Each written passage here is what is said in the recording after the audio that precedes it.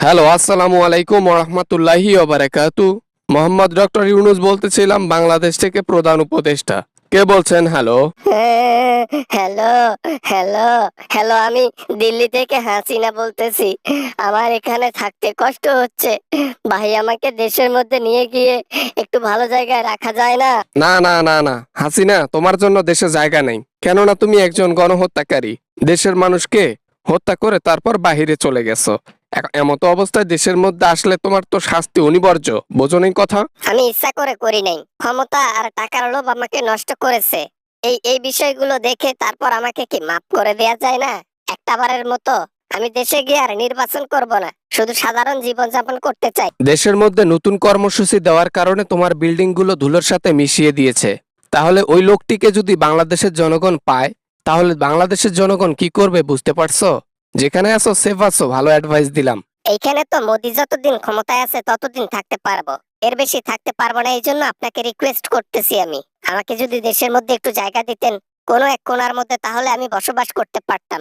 সারা জীবন তো এখানে থাকতে পারবো না। আজ পর্যন্ত ইন্ডিয়ার জন্য যা কিছু করেছো এবং যা কিছু করতেছো, এই জিনিসগুলো বাংলাদেশের জনগণের জন্য করলে আজকে তুমি বাংলাদেশের জনগণে মুকুটবিহীন না, মুকুট সহ রাজা থাকতা। ক্ষমতা আর টাকা আমাকে নষ্ট করে ফেলেছে।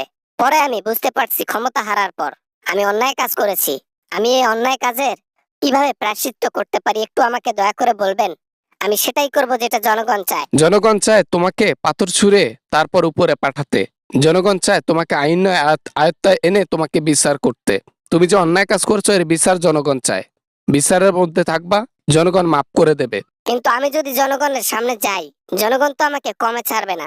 জনগণ ডিরেক্ট আমার উপরে পাঠাই দেবে। তখন কি করব? জনগণের যে রাগ, আমি রাগটা দেখেছি। আমি এরকম রাগ কখনো দেখি নাই। দেশের মধ্যে থেকে দেশের জনগণকে হত্যা করলা, এটা সর্বোচ্চ লেভেলের অপরাধ। এই অপরাধটুকুর জন্য তো শাস্তি তোমাকে পেতেই হবে। এটা তো সামান্য অপরাধ না যে তোমাকে মাফ করে দেবে। এই অপরাধের শেষ আছে, শুরু আছে, শেষ নাই। আমার ভুল হয়েছে, আমাকে মাফ করে দেন। যদি মাফ করে দেন জনগণ, তাহলে আমি বাংলাদেশে যাব, নির্বাচন করব না কখনো। আমাকে মাফ করে দিলে আমি বাংলাদেশে থাকতে পারবো। ব্যাস এতটুকুর জন্য ফোন করেছি আমি আপনাকে, স্যার। আমি কি মাফ করে দেব?